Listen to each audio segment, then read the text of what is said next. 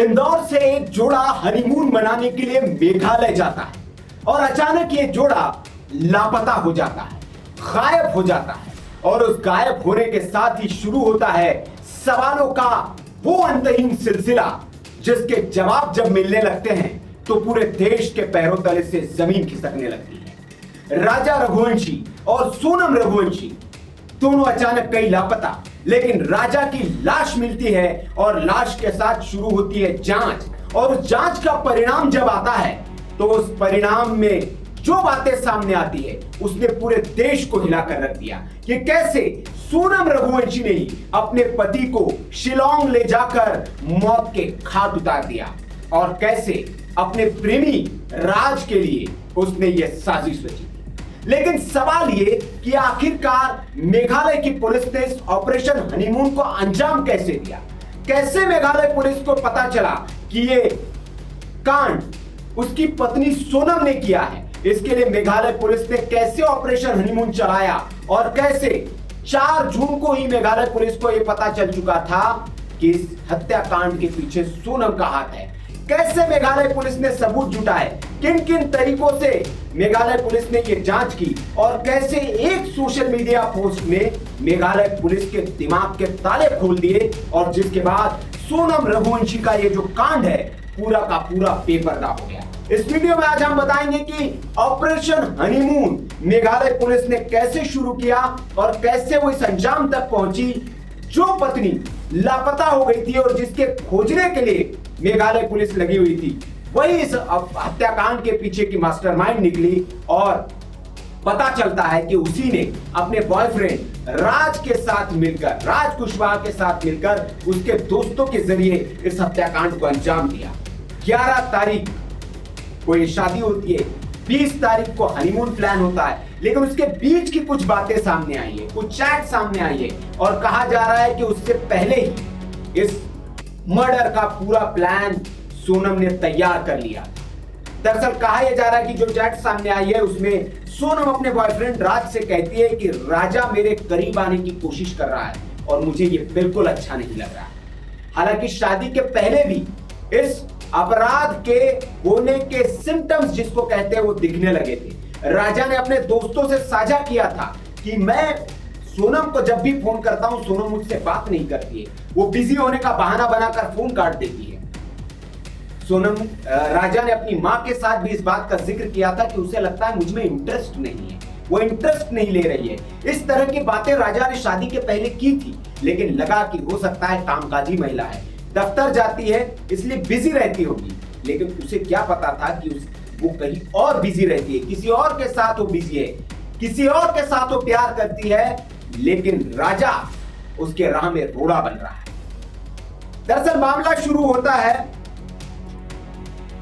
एक लाश मिलने के साथ ही, और जब राजा की लाश मेघालय पुलिस को मिलती है तो उसके बाद मेघालय पुलिस के सामने सबसे बड़ा सवाल होता है कि राजा का कातिल कौन है, क्योंकि पूरे देश की मीडिया में मेघालय पर्यटन पर सवाल उठाए जाने लगे कि वहां जाना सुरक्षित नहीं है।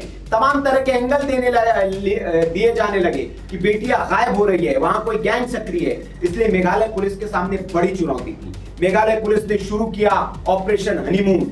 20 बड़े ऑफिसर इसमें शामिल थे और 120 पुलिस वालों की टीम इस ऑपरेशन में जुटी। चप्पे चप्पे को खोजा गया, एक एक तार को, एक एक कड़ी को जोड़ा गया और पहला सुराग मेघालय पुलिस के हाथ तब लगा जब मेघालय पुलिस ने इस मामले की जांच शुरू की और उसने देखा कि एक कपल हनीमून के लिए आता है, लेकिन वो कपल कोई अपनी तस्वीरें नहीं खिंचवाता है, कोई तस्वीरें सोशल मीडिया पर अपडेट नहीं करता है। कहां गया, क्यों गया, कैसे गया? क्योंकि जब कोई कपल हनीमून पर आता है तो वो सोशल मीडिया पर अपनी हर बात अपडेट देता है। तो ये थोड़ा अटपटा लगा मेघालय के पुलिस को। लेकिन जब राजा का कत्ल हो गया, जो मौत का टाइम था, उसके बाद राजा के अकाउंट से एक पोस्ट किया गया और उसमें लिखा गया कि 7 जन्मों का साथ है। वहीं से पुलिस का माथा खनका और पुलिस ने अपनी जांच शुरू की। पुलिस के पूरा देश का मीडिया सोनम को लापता बता रहा था, लेकिन मेघालय की पुलिस सोनम को ही खोज रही थी क्योंकि उसे पहला शक सोनम पर गया कि इस हत्या के पीछे किसका ही हाथ हो सकता है। पुलिस ने जब जांच शुरू की, पुलिस ने जाल बिछाया और इंदौर पुलिस से मदद मांगी। इंदौर पुलिस भी इस मामले में एसआईटी जो थी वो मदद कर रही थी। 7 जून ये वो समय था जब 3 आरोपियों को इंदौर एटीएस ने गिरफ्तार कर लिया। लेकिन 4 जून को ही मेघालय पुलिस को पता चल चुका था। कैसे, वो मैं आगे आपको बताऊंगा कि कैसे कड़ी दर कड़ी सोनम तक मेघालय पुलिस पहुंची है। लेकिन 4 जून को इसको पता चल चुका था कि ये कत्ल सोनम ने किया है, सोनम के सामने कत्ल हुआ है और सोनम ने भी धक्का दिया है। आखिरी वक्त में जब राज तड़प रहा था, उसके माथे पर सामने और पीछे से वार किया गया था। 3 लोग, जो एल्बर्ट पीडी जो गाइड था, उसका बयान भी था कि उसने भी 3 लोगों को साथ में देखा था। उससे भी पुलिस को एक हिंट मिला और पुलिस ने जब अपनी जांच शुरू की तो 7 जून को 3 लोगों को अलग अलग जगह पर छापे मारकर पकड़ा गया। और फिर जो खुलासे हुए उसमें यह पता चला कि ये जो 3 आरोपी थे, इसके साथ सोनम को देखा गया था। सीसीटीवी फुटेज खंगाले जब पुलिस ने 21 मई को ये जो सभी आरोपी हैं, 23 मई को इस वारदात को अंजाम दिया गया था और 21 मई को ये सारे आरोपी गुवाहाटी पहुंच चुके थे। ये मेघालय पुलिस का बयान है और उन्होंने पूरी जांच जो की है, उस जांच को पूरा विस्तार से उन्होंने बताया कि 23 तारीख को इस हत्या को अंजाम दिया गया था। लेकिन 21 को, जैसे 20 को ये हनीमून पर पहुंचे, पहले से प्लान था, 21 को ये लोग भी पहुंच गए और सोनम जो है हत्या के वारदात से 10 किलोमीटर पहले इन आरोपियों से मिली थी और यहां इन तीनों के साथ उनकी मेल मुलाकात हुई। उसके बाद इस घटना को अंजाम दिया गया। उसके बाद 21 मई को गुवाहाटी में जब ये लौटे, 23 मई को वारदात अंजाम देने के बाद ये सब लोग चले गए। सोनम भी इंदौर के लिए निकल गई, 23 तारीख को ट्रेन से निकली, ये मेघालय पुलिस का कहना है। और वो 25 तारीख को इंदौर पहुंची। 25 तारीख को इंदौर पहुंचने के बाद वो सबसे पहले अपने प्रेमी राज से मिली, राज कुशवाहा के साथ। वहां पर एक किराए का कमरा इन्होंने लिया, इस किराए के कमरे में रात बिताई, वहीं पर सोनम रही। ये बात मेघालय पुलिस के जांच में पूरी सामने आई। उसके बाद इस बात के पूरे पुख्ता प्रमाण है। और उसके बाद राज के साथ एक दिन किराए के कमरे में बिताने के बाद एक ड्राइवर के जरिए उसको बनारस छोड़ा गया। बनारस चली गई, बनारस में उसने वक्त बिताया और जब उसे लगा कि उसका प्लान अब पूरा एक्सपोज हो चुका है, आरोपी पकड़े जाने लगे, तो उसने गिरफ्तार होने की बजाय एक ड्रामा किया और आधी रात के वक्त में गाजीपुर के, बनारस से गाजीपुर के होटल पे आई। आकुशपुर जगह का नाम था और वहां से अपने परिवार को फोन करके सरेंडर करने का ड्रामा किया। उसने कहा कि मुझे किसी ने किडनैप कर लिया था। नई कहानी वो सोनम वहां पर सुनाने लगी। अब वाराणसी से सोनम जब बस से गाजीपुर आई थी तो हत्या के बाद सोनम और उसका प्रेमी राज लगातार आपस में बात कर रहे थे। इस बात के प्रमाण भी मेघालय पुलिस को मिले हैं। अब सोनम पर कैसे शक गहराया पुलिस का, तो शिलोंग पुलिस ने करीब 42 सीसीटीवी फुटेज खंगाले, मतलब कई सीसीटीवी फुटेज खंगाले, लेकिन 42 सीसीटीवी फुटेज उसको मिले जिसमें वारदात के प्रमाण मौजूद है। और इन आरोपियों ने जो हथियार खरीदा था वो गुवाहाटी में होटल के बाहर एक दुकान है, वहीं से जाकर खरीदा था। आरोपी ट्रेन से गुवाहाटी पहुंचे थे। ये सारे साक्ष्य जो है मेघालय पुलिस के पास है।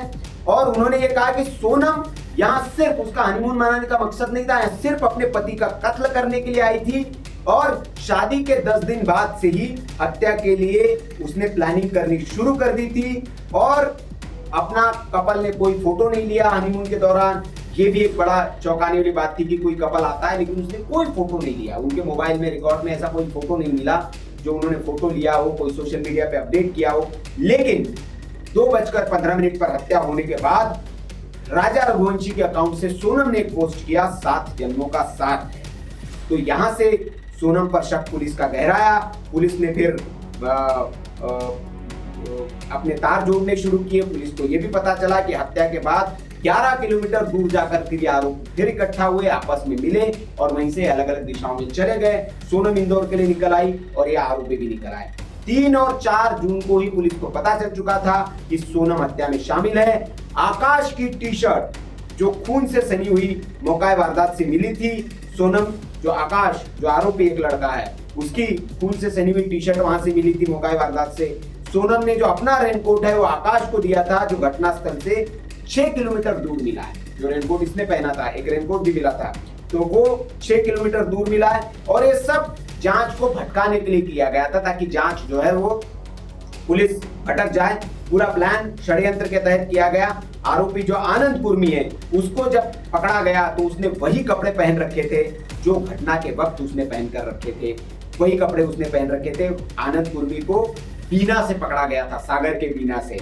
और उसके बाद हत्या के बाद सभी जो आरोपी है, जैसा मैंने आपको बताया कि 11 किलोमीटर जाकर दूर मिले थे। और हत्या के पीछे की वजह साफ थी कि राजा रघुवंशी को रास्ते से हटाना है, ताकि राज के साथ वो रह सके। मेघालय पुलिस ने 50 किलोमीटर के एरिया में जितने भी सीसीटीवी लगे हुए थे वो खंगाले, और उसमें से उनको जो है 40-42 फुटेज मिले, वो उन्होंने संजो कर रखे हुए हैं। और जिस भी सीसीटीवी फुटेज में राजा और सोनम दिख रहे थे, उनके आसपास ये 3 लड़के पुलिस को नजर आ रहे थे। जहां जहां राजा और सोनम दिख रहे थे, वो 3 लड़के भी रैंडमली वहां पर नजर आ रहे थे। और जब पुलिस ने इन 3 नंबरों को, जो आसपास के इलाके में एक्टिव नंबर थे, उनकी सबकी जांच की, तो ये जो 3 नंबर थे, ये 3 नंबर मध्य प्रदेश के इंदौर के मिले, और इंदौर में एक्टिव मिले।